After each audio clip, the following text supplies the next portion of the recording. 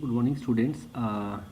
Yesterday we have discussed the agricultural sector during the time period of 1950 to 1990. These 40 years. They are after independence and just before the economic reform. Today, agriculture sector already discussed. Today, I will start to discuss the industrial sector or secondary sector. Now, secondary sector, it is very important for development, and one thing you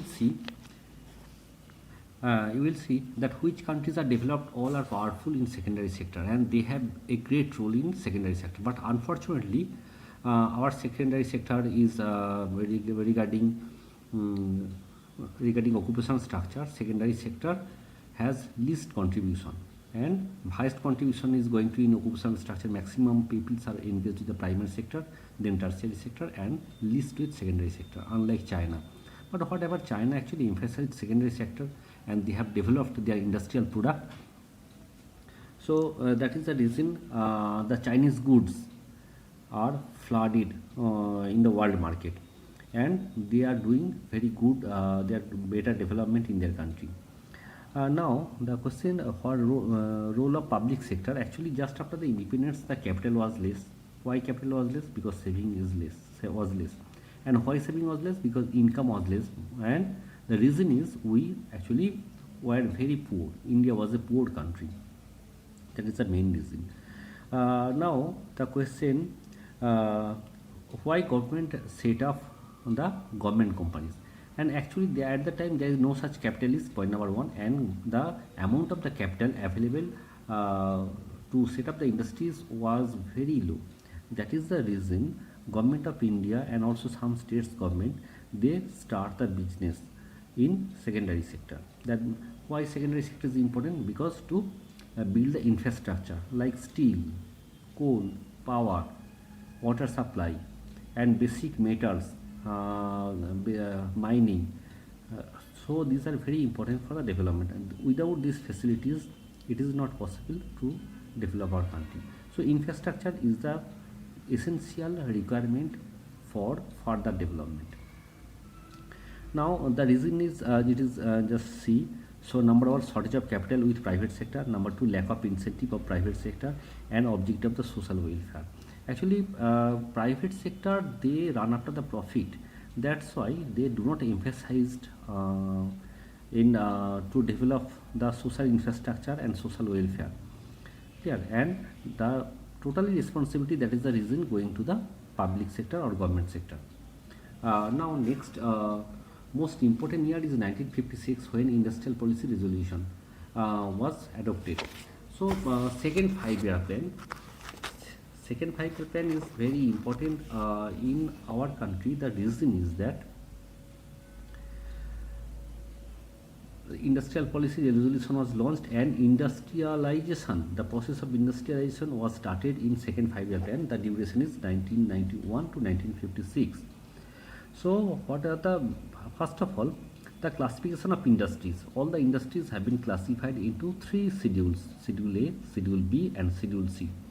So what is Schedule A? Schedule A includes the government companies and mainly run under the government initiative. So that is the aircraft, oil, railway, shipping. These are the things. Second, Schedule B. Schedule B, actually this the industrial sector started by public sector or government sector, but these are supported by the private sector. It is just like private partner, public private partnership, PPP model. It is that is the concept is the same. So 12 industries were placed, which would be progressively state-owned. Yeah, these are the state-owned, but the support was coming from private sector. And third is totally private sector.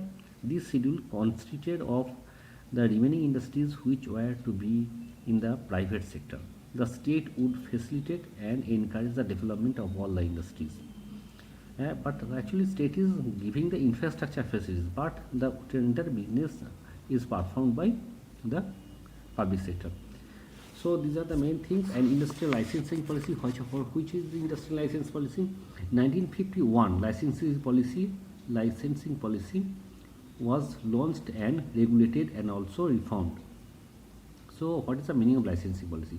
Suppose you want to set up one factory, you need license, point number one. Or you want to uh, set up another branch of your company, okay, or another factory of your production unit or factory. Then what will happen if you set up another factory?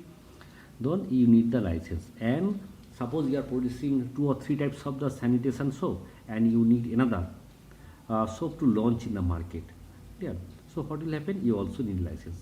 So license are required for 3 things. One is setting of the new industries, second expansion of the existing one, and third diversification of the product. Next. So, but what is the problem with licensing policy? Actually, when a person went to bring the license or just apply to obtain the license, then what happened? The main problem was that the officers claimed huge bribe or ghus. Yeah.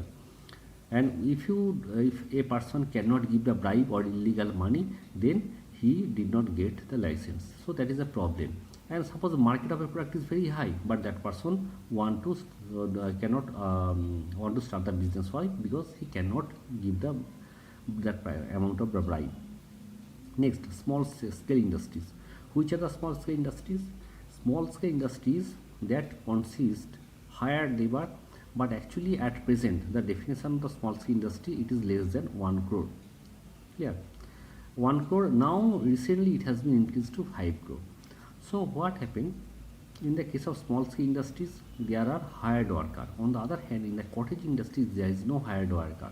Only domestic workers perform in domestic industry, cottage industry, and there are some hired workers. That means they have been paid, they have been given salary. These hired workers. So what is the main advantage of the small scale industries? Main advantage of the small scale industries, number one, employment generation. Suppose a person in small scale industries can make 1 cloth per day, clear. But if the man works in large factory or large scale industries, say he can produce 3 shirts in a day. So what is the difference? So produce 3 shirts, 1 man is required in the large scale industry, and produce 3 shirts, 3 persons are required in small scale industry. So that is the difference. That's why the small scale industry is more labor intensive, more laborers are required, but large scale industry less laborers and more capitals are required. That is the main thing. And second thing, small scale industries required protection. Protection means so that they cannot face the competition with foreign companies. If suppose foreign shirts are coming from America, then those shirts were imposed high level of tariff or high import duty or import tax. Then the price will be high in the Indian market, and Indian company will not be hampered. They can easily compete with the American companies. So these are the reasons. And some commissions were set up for the small scale industries because small scale industry has high employment elasticity. And small scale industry, most of the people are engaged in small scale industry. And another advantage of the small scale industry is that any person or who has less amount of the capital, he can start small scale industry. But for a common man, it is not possible to set up large scale industry because suppose 100 crore, 200 crores rupees are required. So where a person will get? That is the main problem. But if a person can have suppose 1 lakh or 10 lakhs or 5 lakhs, he can easily start the small scale industry. So that is the main advantage. And next day we will start the foreign trade. Thank you very much.